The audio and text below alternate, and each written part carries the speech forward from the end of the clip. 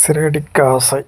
இந்த பிரேம் பார்க்குற பிரேம் வந்து என்னென்னா, மனோஜ் வந்து தனியாக அங்கிட்டு இங்கிட்டு லாத்திக்கிட்டு இருக்கான்.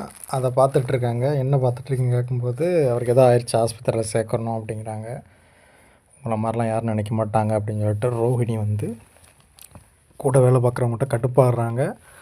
உடனே உள்ளே வந்து, என்னடா மனோஜ் இப்படி பண்ணிக்கிட்டு இருக்க, ஏன் தனியாக பினாத்திக்கிட்டு இருக்க அப்படின்ற மாதிரி கேட்கும்போது, இந்த இவனால் ஒரே டென்ஷனாக இருக்குது அப்படின்னு சொல்லிட்டு கிறிஷை வச்சு, அவன் எதுக்கு நீ ஃபாதர்னு கூப்பிடுறான் அப்படின்ற மாதிரி சொல்லும்போது, ஐயோ பேய் வந்துடுமே அப்படின்ட்டு மனோஜ் பதறாப்புல. ரோஹிணி தானே அப்படிங்க, ஏன்டா நான் ரோஹிணி தான், என்ன பிரச்சனை அப்படின்னு கேட்டோடனே, சரி நம்மளே ஸ்கூலுக்கு போய் கூப்பிட போயிடலாம் அப்படிங்கிறாப்புல. அது வரைக்கும் வந்து நம்மளாம் போக முடியாது, மொத்தமீனாக தானே கூப்பிட்டு வந்தாங்க, அவங்க போட்டோம் அப்படின்ற மாதிரிலாம் சொல்கிறான். அப்புறம் பேய் வந்துடும் பயந்து, சரி ஓகே அப்படின்னு கூப்பிட்றான். இந்த கிறிஷ் வந்து இப்போ தொலைஞ்சாங்க இல்லையா, அதெல்லாம் வந்து கதை கிடையாது. அடுத்த வருஷத்தில் வந்து கோதுமை பாக்கெட்டு தொலைஞ்சிருது. ஆசீர்வாத் கோதுமை பாக்கெட்டு தொலையுது, அதுதான் கதை. பயங்கரமாக இருக்கும். ஏன்னா அந்த மாதிரி தான் காமெடி பண்ணிக்கிட்டு இருக்காங்க. நியூட்ரிஷன் சத்தோடு இருக்க இந்த கோதுமை மாவை பயன்படுத்துவீர் அப்படின்னு சொல்லிட்டு ஆசீர்வாதுக்கு ஒரு விளம்பரம் போட்டாங்க வருங்க.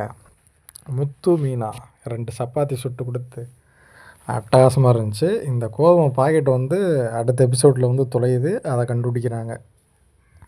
ஜாலியாக இருக்குல்ல.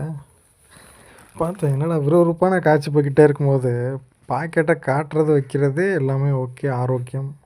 ஆனால் இந்த பையன் தொலைஞ்சிருக்கான், அதை விட்டுட்டு கோதுமை பாக்கெட்டுக்கு சைடில் விளம்பரம் பண்ணிக்கிட்டு இருக்காரு டேரக்டரு. ஐயோ ஐயோ அப்படி இருந்தது. காலங்கத்தலையா அப்படின்ட்டு. அது 4 சீன் வைப்பாங்களே, அதில் ஒரு சீன் கோதுமை பாக்கெட்டு சீன். அதனால தான் அதான் காமெடியாக இருந்துச்சு. இவர் வராரு, வந்துட்டு உங்கள் அம்மா எனக்கு தெரியும்டா கல்யாணி, உனக்கு ஐஸ்கிரீம் வாங்க சொல்லியிருக்காங்க, உனக்கு நான் வெண்ணிலா ஃப்ளேவர் வாங்கி தரேன் வா அப்படின்னு கூப்பிட்டோன்னே, அந்த ஃபஸ்ட்டு வந்து பையன் விவரமாக இருக்கான். ஸ்ட்ரேஞ்சர் கூடலாம் எங்கள் அம்மா போகக்கூடாதுன்னு சொல்லியிருக்காங்கன்னு. அப்புறம் சரி எல்லாத்தையும் சொல்கிறாங்கல்ல போவோம் அப்படின்னு சொல்லிட்டு கூட போயிடுறான். அதுக்கு பிறகு வந்து பார்க்குறாங்க, காணோம். இது ஸ்கூலில் வந்து ரோஹிணி வந்து கிறிஷ் வந்து தேடுற சீனு. என்னடா பையனை காணோம் அப்படின்னு சொல்லிட்டு.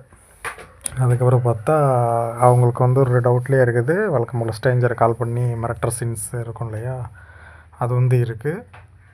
இது வந்து வாட்ச்மேன் இருக்கிறாரு. வாட்ச்மேன்ட்டெல்லாம் வந்து கேட்குறாங்க என்னாச்சு அப்படிங்கும்போது, இல்லைம்மா தெரிஞ்சவங்க கூட போன மாதிரி தான் அந்த பையன் பேசிட்டு தான் போன மாதிரி தெரிஞ்சது, வேறு ஒருத்தவங்க கூப்பிட்டாங்க அப்படின்னு.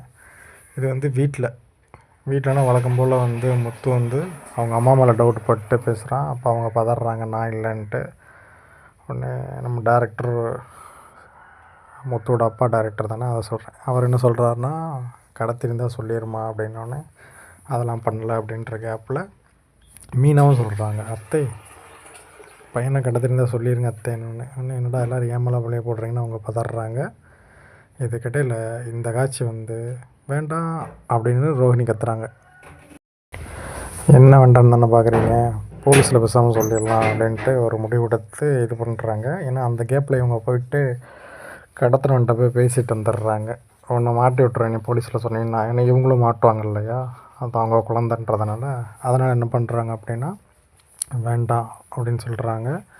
ஆனால் எல்லோரும் பார்க்குறாங்க. அந்நேரம் வந்து மீனா வந்து ரோஹிணியை பார்த்து ஷாக்காகிற மாதிரி, ஒரு இவ கடத்திட்டு போல வந்து திங்கிலாம் வந்திருக்கும்.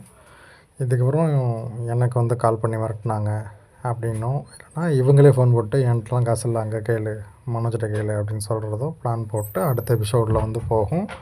ஒரே டயத்தில் கிறிஷும் காணாமல் போயிடுறாப்புல, கோதுமை பாக்கெட்டு காணாமல் போகுது அப்படின்ற மாதிரி நம்ம வரக்கூடிய வாரங்கள் புது வருடத்தில் வந்து சிறகடிக்க ஆசையை சீரியஸான கோதுமை பாக்கெட்டு தொலைஞ்ச கதையை நம்ம வந்து தேடலாம்.